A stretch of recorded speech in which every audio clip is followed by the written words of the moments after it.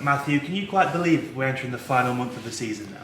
I know it's crazy. Nairi, my wife, just said the other day, I can't believe how quickly it's gone by. It's and in normal years we'd be coming up to finals weekend now. Finals weekend's normally first week of April. And that's where we're at, and it's almost over. Another year in the history books.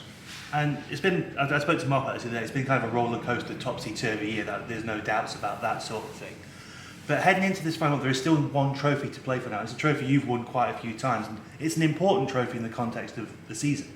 Right, yeah, every trophy, we have an opportunity in this country to win 3 trophies, so we're here, let's try and win them. And people say, it's just the playoffs, 4 games, and blah, blah, blah. But I'm telling you what, whoever lifts the cup on Sunday night won't be staying there, and then, 2 big games this weekend coming up, one against Sheffield, one against Coventry.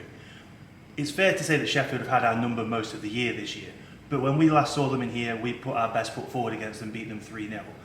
What's it going to take to replicate that result in their building, which is a tough place to go? Very tough. Obviously, Sheffield are the top team. They're battling out for first spot right now with Belfast. I think they, both Belfast and Sheffield have probably seen off Cardiff at this stage, so it's probably a 2-horse race. So they need every point, and we still need points, and we need to feel good about the way our game's going. So we have to be switched on right from the start. We can't go giving up 2-goal leads like we did last weekend in Belfast. That absolutely can't happen.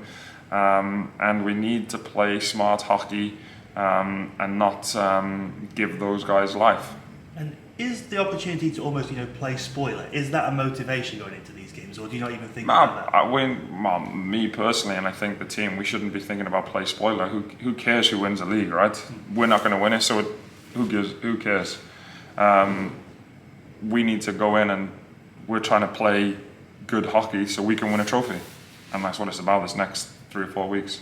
And then it's Coventry on Sunday in this building. I know it's one game at a time. I just want to look at Coventry. It's been a strange season seriously because we played them really early on in October. Didn't see them again until late January or early February.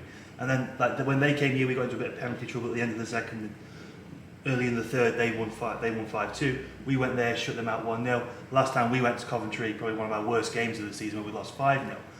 They've now snuck up to 5th place. They're a potential playoff opponent now, so we've still got to play them 3 more times. So this is an important 3 games in the regular season against the Blaze. Absolutely. I mean, we play a lot of the teams below us now, moving through the month of April, and if we can hang on to 4th spot, those are going to be the teams we face, like you just said, in the playoffs. So we need to make sure that we're letting those teams know that we had a bit of a rubbish year, but we still can play hockey, and we're looking to advance through the playoffs. And it's all about now learning things about this team as you go down, fixing little things just on the road to the playoffs, whilst trying to secure that 4th place now, because that's the spot we've got to look to finish as high as possible. Yeah. But you get that home seeding in the quarterfinals. Exactly. Yeah. I mean, I think realistically, Cardiff have secured 3rd. There's no catching them, I don't think. And 4th is our target, to give us the best opportunity come playoff time, yeah. And you mentioned that spotting teams 2-goal leads. We did that twice to Belfast last weekend. Now, it was nice to beat Belfast on the Friday, but there are a lot of disappointed faces after Saturday's defeat with the way that the team followed up that win, wasn't it? Because everyone stayed in the locker room a bit longer afterwards. Yeah, I mean, if we want to be really honest with ourselves, we were dreadful Saturday night. No 2 ways about it. We knew after, let's also face it, sneaking 2 points against them because we didn't play our best hockey on Friday night, but we won, and that's all that matters. We knew that they were going to come out banging. They were desperate for points. They're trying to fight off Sheffield, and we really let ourselves down, and we give them another 2-goal lead, which you really can't do. And this time, we were unable to get ourselves back into the game. Overall, on the weekend, I think if we went into the weekend and said we'd split 50-50, we'd say, yeah, great. But after winning the first one, we were like, right, boys, we can get 4 points this weekend. We need to just play solid, and we didn't do that Saturday night.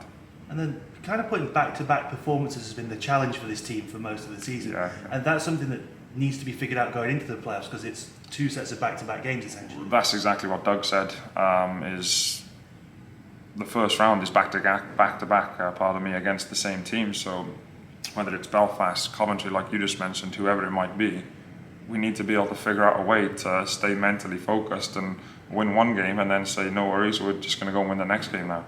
And I know that's not how it works in the first round of playoffs. It's an aggregate scoreline, but if we just take Belfast, we lost the aggregate scoreline, so we'd be out.